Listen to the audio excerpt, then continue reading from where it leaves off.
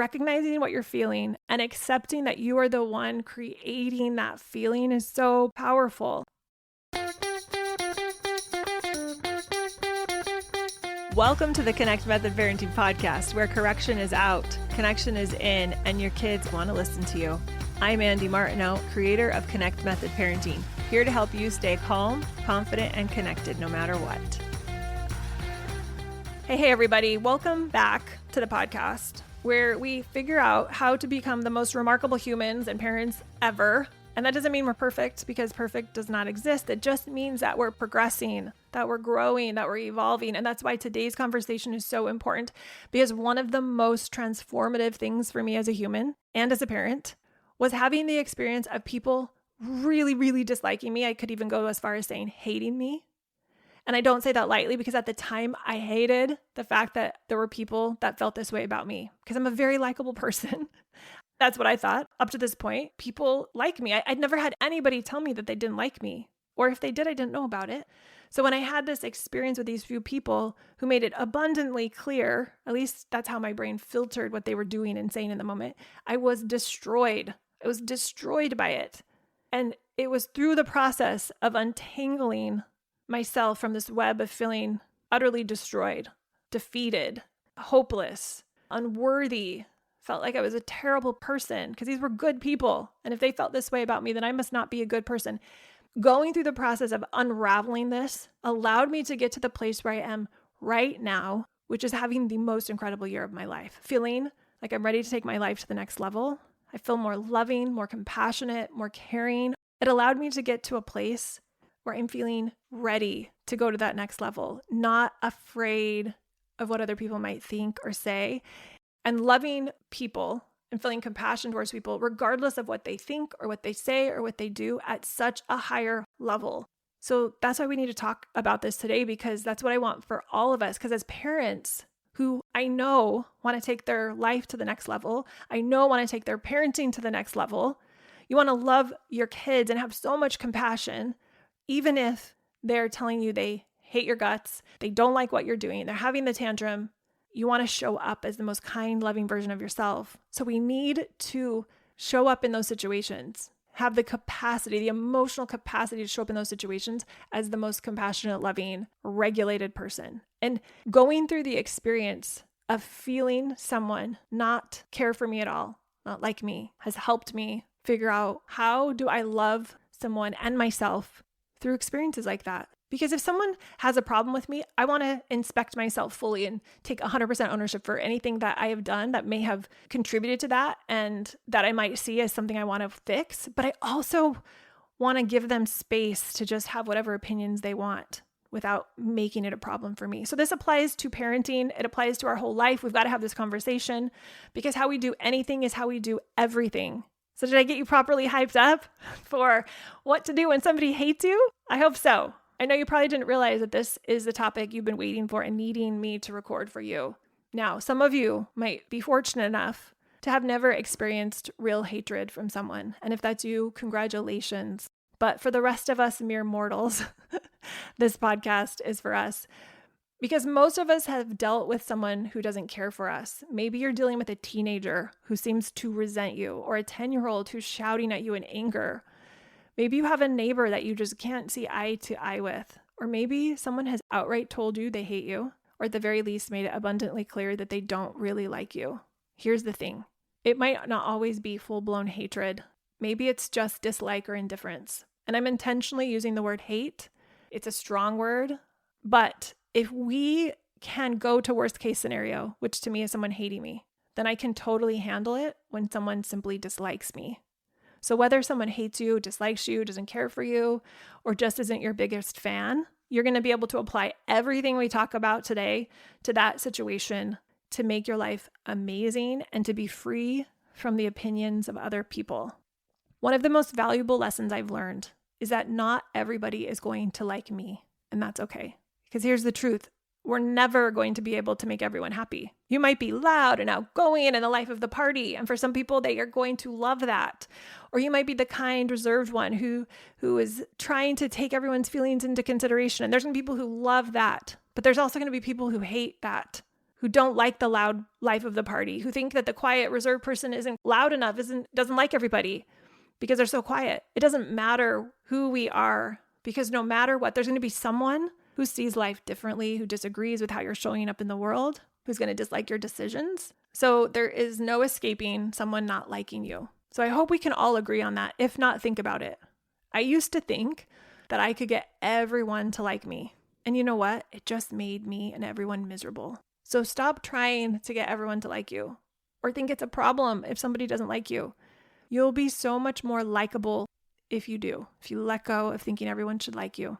I remember trying to bend myself into a pretzel to try to get a few different women who had been my dearest, closest friends at one point in my life, who then had decided they didn't like me, to like me again. It was exhausting. It never worked. I'm sure part of it was the fact that I was showing up very graspy. I was trying to get them to like me. I was trying to do all the right things. Didn't they see I was a likable person? And I don't think there was anything, even if I hadn't been less graspy, which would have felt better. I mean, if I had felt more confident in myself, I would have felt better. But I doubt that would have changed their mind. So I wasted years of my life letting them live rent-free in my brain because I was trying so hard to get them to like me. Crazy, crazy experience. I learned so much from it. And 10 years ago, I would have felt mortified to share this story because I still made it mean that because they didn't like me, there was something wrong with me. But now I know this experience had really very little to do with me. There are things I reflected back and I learned about myself and I said, oh, I'm taking full ownership for that and I'm improving that part of me. So I'm not saying I was perfect in the situation at all. But ultimately, it had really very little to do with me. We were just going in different directions in our life. I see it so clearly now. And I think no matter what, the relationship was bound to end. It had served its purpose. It had been amazing. And then it was over. It completed its purpose. And I can say that now. I'm so proud of what I learned and how I handled myself and who I was able to grow into because of the experience. It was one of the best experiences of my life. One of the most challenging experiences of my life and one of the best experiences of my life. And I would not be who I am today without it. The things I learned from having someone, or there were a couple of people, a couple different situations, a couple different people, but having someone really voice their dislike in me was really interesting. So grateful for the experience, sending out so much love for these women. I won't say their names, but I'm thinking about them and I genuinely feel love for the experience. It was exactly what I needed. And I think that's how life works. We have a desire to learn something. Perhaps we want to love ourselves no matter what. And then a situation comes up where someone starts not liking you, even hating you. It drops into your lap. And it's like there's this plan we all signed up for. And when we're ready for the next level of growth, we get enrolled in this life course and then the perfect things start happening. And it might feel awful at the time, but because we want to become the best version of ourselves, we need something to struggle through so we can learn and grow. Discomfort is part of the law of growth. It's part of it. It has to happen. So we have the desire to become more loving and kind, and boom, this experience happens where a couple of my dearest friends dropped me like a bad habit. At the time, felt like the worst thing that could ever happen. But now I know it was the best thing that could have ever happened to me, because without it, I would not have learned how to love someone even when they're saying they don't like me, even when they're pushing back. It's helped me so much in my parenting, so much in my life. So let's dive in and get a little experiential, shall we? So let's say that there is someone out in the world that currently hates you. And how do we know they hate you? That's the first important thing that we've got to figure out. We know they hate you if they've said the words. So in order for us to classify that someone hates you, in order for us to make it a fact, for it to be able to go into the situation line in the steer, which has to have it be a fact, means that they would have had to have told you in no uncertain terms that they hate you. That's the only way we can know for a fact that someone hates us. If they haven't said those words, it's not a fact. It's you projecting your conclusion about something they did or didn't do, and then having thoughts and interpretations of what they did, and then deciding that they hate you. So withstanding they actually spoke the words to you, it's simply your thought about the other person. But for the sake of this conversation we're having, we are going to say that this person actually said the words, I hate you, which would make it a fact. And this might cause you to be confused and think, why do they think this? But from their point of view, if they say those words, then we're going to take them for face value. So I want you to acknowledge first and foremost that Someone telling you that they hate you is a fact, and we can put it in the situation line. So that would be the first line. But if it was your interpretation of them not inviting you to something or saying something sarcastic or rude, that wouldn't be a fact. Got it? We're not going to go into all the nuances of that, but I want to make that abundantly clear. So situations are neutral. Now, I know many of you will say, how can you say that? This is such a painful experience to have someone say that to you. It's so violent. It's so horrible. And I know that our nervous systems might think that. But let's pause that for just a minute to capitalize on the opportunity we have here to be completely free from another person's words or experiences of the world. Because if we can say, wait, they just said words to me. It's not a horrible experience until I interpret it that way. It's neutral. Someone telling me that they hate me is neutral until I make it mean something, okay? So that's the first thing. It's a circumstance and it's neutral. And here's how I know the words in and of themselves are neutral. Because someone might say they hate you. But if you're walking down the streets in New York City and some random person who you don't know shouts this out at you, it's not going to affect you the same way as if it came from someone you deeply care about, right? You might even blow it off. You might say, crazy person. And the reason we know this is because the words themselves are neutral. And I love this because when we have this awareness, oh, they're just words. And I get to decide what I think or believe about them. And I might choose to think something hurtful. I might feel hurtful. I might choose to think that, or I might choose to blow them off. But either way, it allows me to have my agency, my freedom to interact with those words in different ways, which is something we all want. The ability to show up the way we want to show up, regardless of how someone else is showing up. So random person in New York City, no impact. Close friend, high impact, potentially. And that's because how we interpret the situation, the meaning we put on the words. So they're words, they're neutral, and then there's the meaning I put on them. So that's the first thing to understand. The second thing that you need to know is that people are allowed to feel and say whatever they want. If you've been listening to the podcast for a while, or you've worked with me in League, or you've done a pivot, you've heard me talk about this before. Other people, and this includes our children, you all, it really does, are allowed the right, the freedom to think whatever they want, to feel whatever they want, to hate whatever they want. And we cannot stop them. It's not one of our controllables. Now with our kids, we don't need to relinquish our role as parent to try to help influence them and impact them, to help them have more love and compassion towards things they might say they hate. But ultimately, it's their choice. They're allowed to say whatever they want to say or do whatever they end up wanting to do. That is part of their inherent right as a human. They have that freedom. And one of the hardest things for many people to resist is the urge to control someone who hates them. We want to fix it. We want to change it. We want them to feel differently. We want them to act differently. We want to justify ourselves, hoping that it will shift the way they feel. But if you can remember that their hate is just a fact, it's a situation, it's neutral, it's their thoughts about you, and that they are fully allowed to feel and think however they want to feel and think. It allows us to show up so differently. If you want to impact and influence your kids, release the need to control them or make them different. Understand them.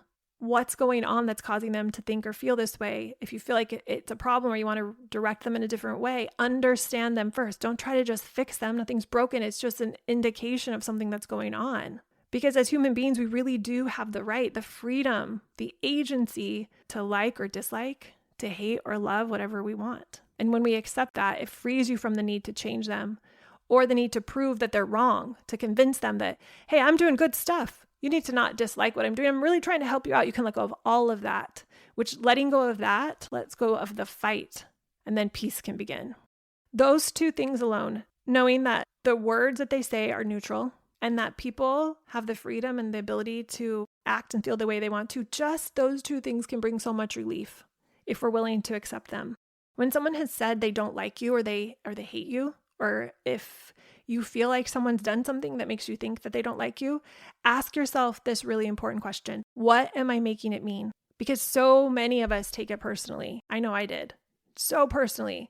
If someone says they don't like you, they hate you, they think you're making terrible decisions, we might interpret it as, I must be a terrible person. I did something horribly wrong. I'm unworthy. We attach this meaning to their words in a way that causes unnecessary pain. So if you're dealing with this right now, take a step back and ask yourself, when someone says They hate me. They dislike me. They don't like what I'm doing. What am I making it mean about me? And this question alone can shift so many things for you. Now, when you decide to make how someone else feels about you mean something about you, you're going to be in a lot of pain. If you think your child doesn't like you and you make it mean you're a terrible parent, or you get frustrated and think, how dare they think that about me? How do these thoughts impact your parenting? Now, here's what I want you to remember. Someone else's feelings, even their hate, is all about them, not you. And how do we know this? Well, we know it because thoughts create emotions. Their thoughts, not yours, are what's generating their hate. In this case, it's their thoughts about you. And what do we often do in response? We try to change their thoughts, hoping it will change their feelings so we don't have to feel hurt. And that's exhausting. We think, I need to convince them to see me differently. I need to convince them that bedtime's good. I need to convince them that I'm not trying to ruin their life. I need to convince them that having boundaries around their phone is good. I need to change their mind so they see it from my point of view so they don't hate me. Then I'm going to feel better. Then they're going to feel better. But here's what I want to offer you. You don't have to change their thoughts. You don't have to change their feelings. All you have to do is shift your own thoughts and feelings. That's where your power is. That's where things start to change. We become the change we want to see in the world, and it trickles out. So let's do a steer on this, okay? We're going to start with the S line, the situation line, which needs to be the fact. So let's say that Jane said that she hates you. So we can put that in the situation line. Then I would go to the thought line, which is where my thought about Jane saying she hates me would go. So my thought about Jane's statement also, by the way, answers the question, what am I making Jane's words mean about me? Let's say I'm making her words mean I'm not a good person, that there is something horribly wrong with me, and I feel terrible and awful about myself and unworthy. So in the thought line, I write one of those thoughts. There's something horribly wrong with me, which would go right in the next line. So the S is the situation. Then we have the thought, something's horribly wrong with me. Now we have the emotion. Because as soon as I think there's something horribly wrong with me, I'm going to start feeling something. It could be shame, hopelessness, unworthy. We all have a different concoction of emotions that come up depending on what we think about things and how we interpret things. So let's say that for the thought, there's something horribly wrong with me, I realized that it was shame that came up. That's the emotion that would come up for me. That's the emotion that came up in the moment when this person said this hypothetically to me. And that thought and emotion would fuel my actions. So in this example, I'm thinking there's something horribly wrong with me. I'm feeling shame. I'm spiraling in shame. I'm sending the weird graspy texts. I'm laying in bed feeling horrible. I'm snapping at my kids. So those are the actions I could potentially take if I was going through this steer, if this was my life, my experience of her saying those words. And all of those things, spiraling in bed, sending weird graspy texts, snapping at my kids, will all go in the action line. And then the result of all of that, of my thinking, of my emotion I'm feeling, of my actions I'm taking, turn into the result of my life, which is I'm the one acting hateful towards myself, towards my kids. So look at it. What are you making it mean? Can you instead make Jane's words mean Jane is making a choice to say those words? Jane is having thoughts about me that are hurting her. That turns everything around. And we can use it with our kids. My kid is struggling right now. They're saying words. They're feeling emotions that are hurting themselves. They're not seeing the world right. This is really, really good for me to see. We can turn it around like that. We can make it mean something totally different. Hate is one of those emotions that only affects the person having the hateful thoughts. So if Jane says, I hate you, I don't feel hate. She does. I might feel upset. I might feel sad. I might feel hurt, but the hate stays with her. Hate doesn't feel good for anyone. But unless I hate her back, I'm not the one feeling it. She is. So a lot of people believe that when someone feels a strong emotion towards us, we somehow absorb it, that their hate gets onto us, but that's not how it works. Someone might say, I'm definitely experiencing their hate, but you're not. It's impossible. You can hear their words. You can interpret their actions, but what you're actually feeling is coming from your thoughts about it, your interpretation about it, not their emotions. You don't experience their hate. You experience the feelings your mind is creating in response to their hate. And that distinction changes everything. Inevitably, someone will ask me, you might be thinking this yourself right now, but what about energy? What about the energy of their emotions? You can feel it when they walk in the room. Great question.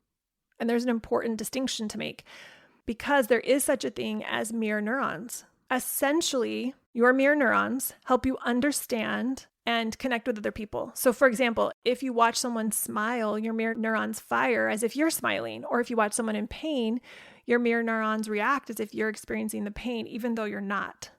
They simply help us understand emotions by mirroring the feelings of others. So this is at play. This is why emotions are contagious. When someone is laughing, you feel a pull to laugh. Mirror neurons explain why we sense what other people feel, even though we're not actually experiencing it ourselves. So we can sense what someone else is feeling. We can pick up on their frustration or their sadness or their anger, but sensing an emotion is not the same as experiencing it. So for example, you might walk into a room and immediately recognize that someone is clearly angry. That doesn't mean you feel their anger. It means you become aware of their emotional state. Be very clear about this. Their emotions belong to them. Your emotions belong to you. So even if someone is directing their hate towards you, even if they're vocal about it, you never experience their hate firsthand. What you feel comes from your thoughts about their words and actions. So next time you sense someone's negative energy, their negative emotions, remind yourself, I don't absorb their emotions. I create my own. I'm sensing what they're feeling, but that's not something I have to feel. I have awareness, and I also have the ability to create my own emotions. Okay, so after asking yourself, what am I making this mean? The next important question is, how do I feel? It's crucial to separate your emotions from their emotions. If the other person is feeling hate or frustration or upset, or they're mad at you, they don't like you, take a moment to check in with yourself. Am I feeling hate, frustration, irritation towards them? Am I feeling compassion? Am I feeling defensive, upset, angry in response to how they're showing up? I want you to acknowledge your emotions and own them. Recognizing what you're feeling and accepting that you are the one creating that feeling is so powerful. It does two really important things. It's going to help you have a sense of freedom and control over your emotions, slow you down. You're going to become the watcher of them. You're going to be able to create new ways of showing up when someone's presenting you with hate or frustration or irritation instead of just reacting to it. So it allows you to start moving towards that, shifting back into your control. It also reinforces that you, not them, but you are the creator of your feelings, which is so good. It helps you understand yourself better, that you can create your emotions. And as a parent, this is so important, because if our kids are throwing a fit, if they're saying they don't like our rule, if they're saying, I hate you, mom, or I don't like what you're doing, having this awareness changes everything. Remember, your feelings always come from you, from your thoughts, not from someone else's actions or emotions. So if you catch yourself thinking, I feel this way because of Jane's hate, or because of my child's tantrum, or because of their bad attitude, pause and do some inquiry. Is that true? No. Jane doesn't control my emotions. My child doesn't control my emotions. Their emotions don't need to negatively affect me. Only my thoughts about them affect me. The key is to recognize the thought causing your emotion. Ask yourself, what am I making their words or their behavior or their attitude mean?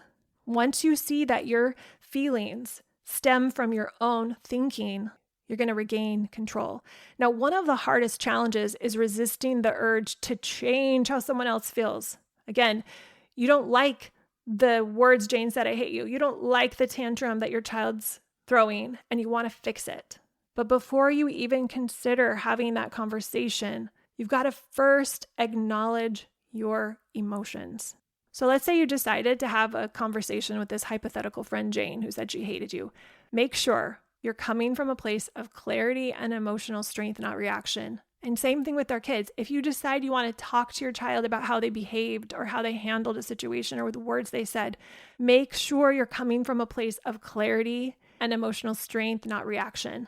If you approach a conversation from a place of desperation or fear, embarrassment, defensiveness, trying to prove that you're right, that they've come to the wrong conclusion, that they need to change their ideas of you, the outcome will be completely different than if you come from self-compassion and understanding.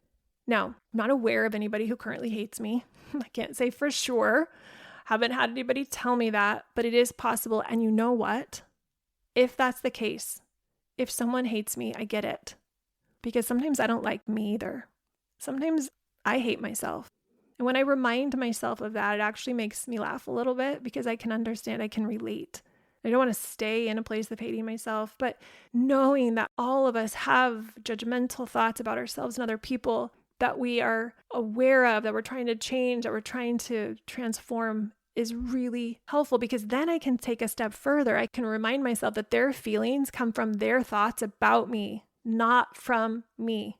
So I try to see myself from their point of view, from their perspective. And I ask myself, what thoughts might they be having? Why would they be thinking about me in this way? How are they interpreting me through this lens that's creating so much negativity for themselves? And when I do that, something shifts. I'm able to access compassion. Now, I know for some of you that might sound like a stretch. If you're resisting, you might be thinking, but wait, if someone hates me, I'm supposed to feel compassion towards them? But if you do this work long enough, you start to realize something. Hating feels awful. And I'll include resisting, being irritated, frustrated, agitated. All of it feels awful. Feeling defensive feels awful. It's heavy. It's painful. It sits in your body like poison. And when you truly understand that, it becomes so much easier to feel compassion for that person who's holding on to their hate or their frustration or their irritation, who's aiming it directly at you. This is the same foundational work that we do to create unconditional love, because unconditional love is as much for you as it is for the world, because it feels so good. I want to feel unconditional love for everyone because I want to feel the peace that comes with it. And I want to feel that way about other people. So what if we choose to love ourselves because it feels good?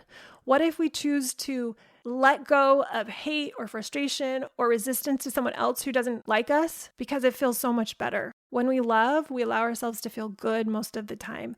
And when we see someone else who's stuck in hate or frustration, using their reasoning to justify staying in the frustration and the upset, we can feel so much compassion instead of reacting with more frustration or hate. Because let's be honest, feeling hate, feeling anger, not liking someone, there's no upside.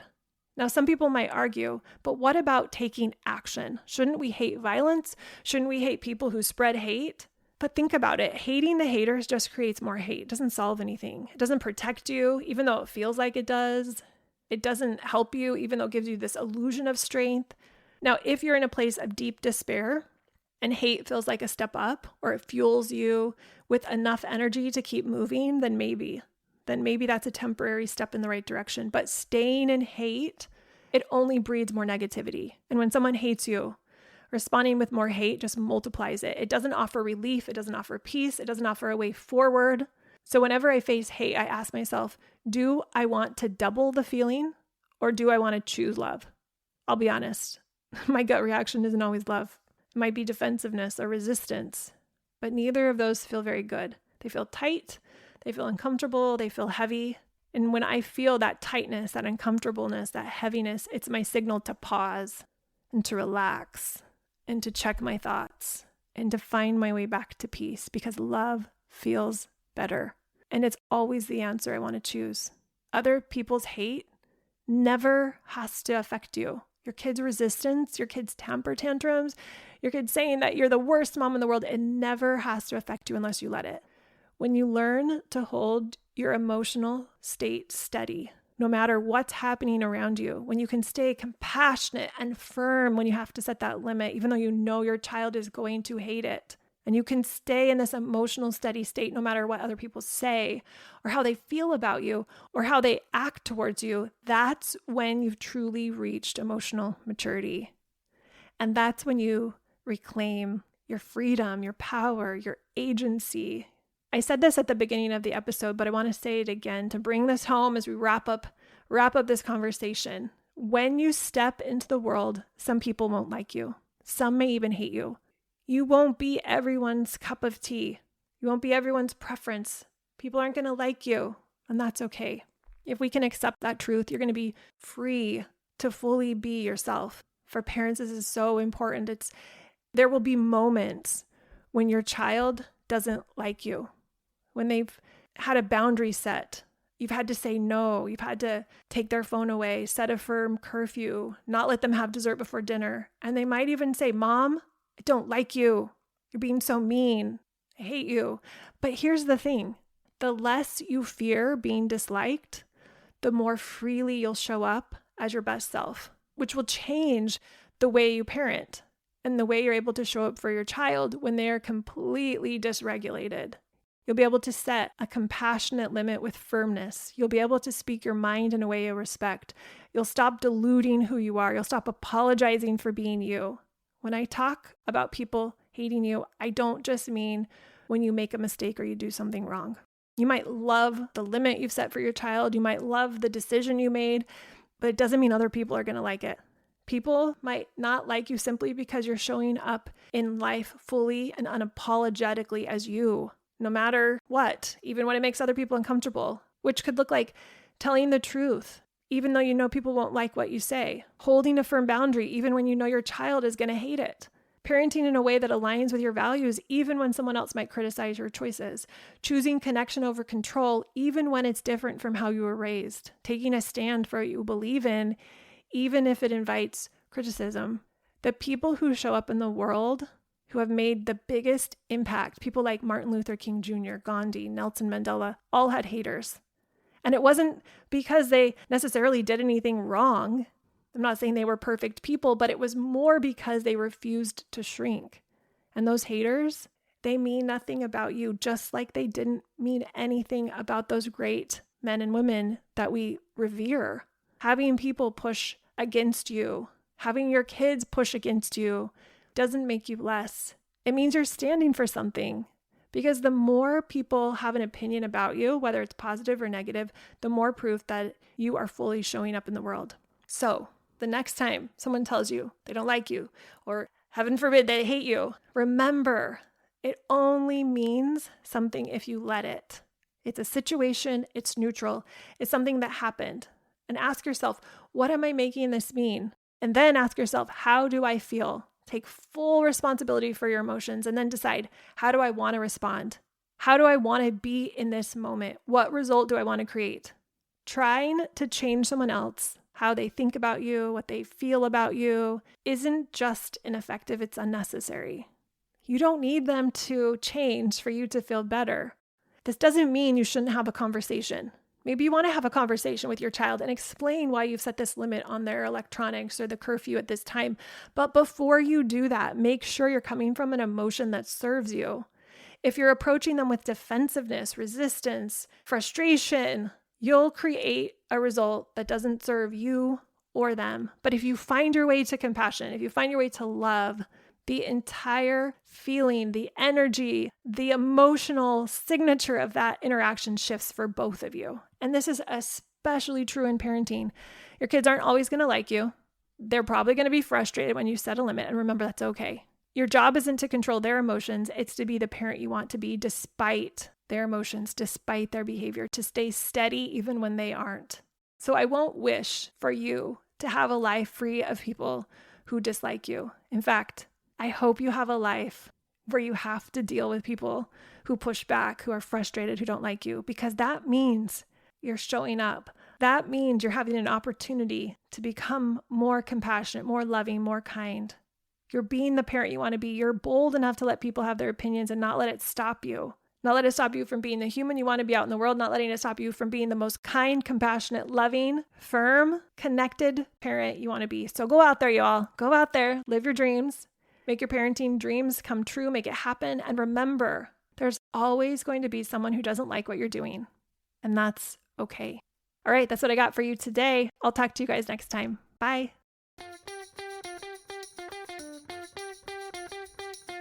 If you enjoyed listening to this podcast, come check out my Connect Method Parenting Coaching Program, where we take this material and we apply it using my proven formula.